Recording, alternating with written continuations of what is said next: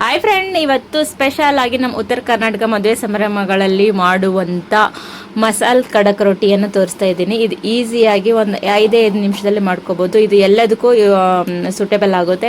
ನಾನ್ veg ತಿನ್ನೋರು non veg ತಿನ್ಬೋದು, veg ತಿನ್ನೋರು ವೆಜ್ ತಿನ್ಬೋದು. ಸೊ ನಾನು ಪನ್ನೀರ್ ಕರಿ ಮಾಡಿದ್ದೆ ಇವತ್ತು. ಸೊ ಲಾಸ್ಟ್ ವೀಡಿಯೋದಲ್ಲಿನೂ ಹೇಳಿದ್ದೀನಿ ಪನ್ನೀರ್ ಕರಿ ಯಾವ ರೀತಿ ಮಾಡೋದು ಸಿಂಪಲ್ ಆಗಿ ಅಂತ. ಯಾರಿಗಾನ ಇಂಟ್ರೆಸ್ಟ್ ಇದ್ದರೆ ನೋಡ್ಬೋದು.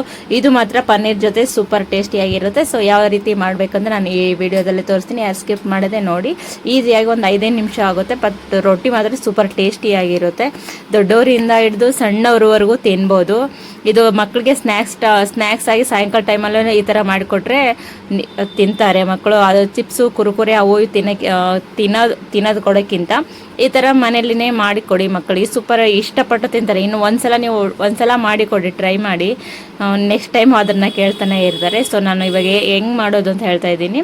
ನಾನು ಆ ರೊಟ್ಟಿನ ಈ ಥರ ಮುರ್ಕೊಂಬಿಟ್ಟಿದ್ದೆ. ಸ್ವಲ್ಪ ಮುರ್ಕೊಂಬಿಟ್ಟು ಎಣ್ಣೆ ಕಾಸಕ್ಕೆ ಇಟ್ಟಿದ್ದೀನಿ. ಸೊ ಸ್ವಲ್ಪ ಎಣ್ಣೆ ಬಿಸಿ ಆದಾಗ ನಾವು ಕಾಮನ್ ಆಗಿ ಹಪ್ಳ ಯಾವ ಥರ ಕರಿತೀವೋ ಅದೇ ಥರನೇ ಮಾಡಬೇಕು ಇದನ್ನು. ಸೊ ಇನ್ನು ಸ್ವಲ್ಪ ಕಾದಿಲ್ಲ ಅನಿಸುತ್ತೆ ಎಣ್ಣೆ. ಫಸ್ಟ್ ಒಂದು ಹಾಕಿದೆ ನಾನು. ಸೊ ಹಂಗಾಗಿ ಲೈಟ್ ಬ್ರೌನ್ ಬಂದಿದೆ, ಲೈಟ್ ಆಗಿದೆ. ಇನ್ನು ಸ್ವಲ್ಪ ಎಣ್ಣೆ ಕಾದರೆ ಸ್ವಲ್ಪ ಬ್ರೌನ್ ಕಲರ್ ಬರುತ್ತೆ. ಜಾಸ್ತಿನೂ ಒಸ್ಬಾರ್ದು, ಇದು ಟೇಸ್ಟ್ನು ಕಹಿ ಆಗಿಬಿಡುತ್ತೆ. ಸೊ ಲೈಟಾಗಿಯೇ ಇರಬೇಕು ರೊಟ್ಟಿಗಳು.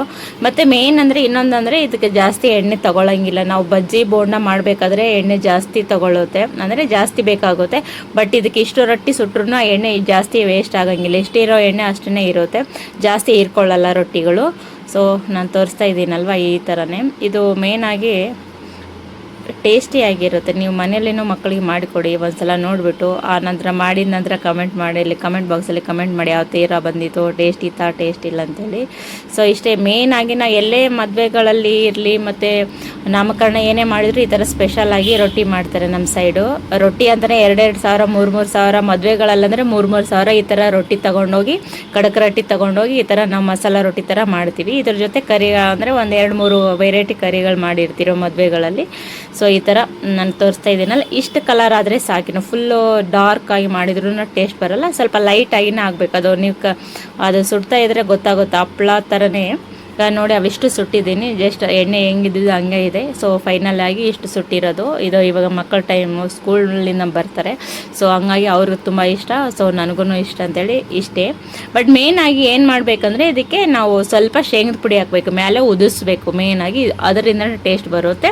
ಸೊ ಬರೇ ರೊಟ್ಟಿನೂ ತಿನ್ನೋಕ್ಕಾಗಲ್ಲ, ಸ್ವಲ್ಪ ಶೇಂಗದ ಪುಡಿ ಮನೆಯಲ್ಲೇ ಮಾಡ್ಕೊಂಡಿರ್ತೀರಲ್ವ. ಸೊ ಶೇಂಗದ ಪುಡಿನ ಈ ಥರ ಮೇಲೆ ಉದುರಿಸಿ ಅದನ್ನು ಕಲಿಸ್ಬೇಕು ಅಷ್ಟೇ. ಒಂದು ವೇಳೆ ನಿಮಗೆ ಶೇಂಗದ ಪುಡಿ ಅವೈಲೇಬಲ್ ಇಲ್ಲ ಅಂದರೆ ನಾವು ಶೇಂಗದ ಪುಡಿ ಕಡಕ್ ರೊಟ್ಟಿ ಎಲ್ಲನೂ ಮಾಡ್ತೀವಿ. ಯಾರು ಇಂಟ್ರೆಸ್ಟ್ ಇದ್ದವರು, ವಿಡಿಯೋ ನೋಡಿ ಇಂಟ್ರೆಸ್ಟ್ ಇದ್ದವರು ನಮ್ಮ ನಂಬರ್ಗೆ ಆರ್ಡ್ರ್ ಮಾಡ್ಕೋಬೋದು. ಸೊ ಈ ಥರ ಸ್ವಲ್ಪ ಮೇಲೆ ಶೇಂಗದ ಪುಡಿ ಹಾಕಬೇಕು.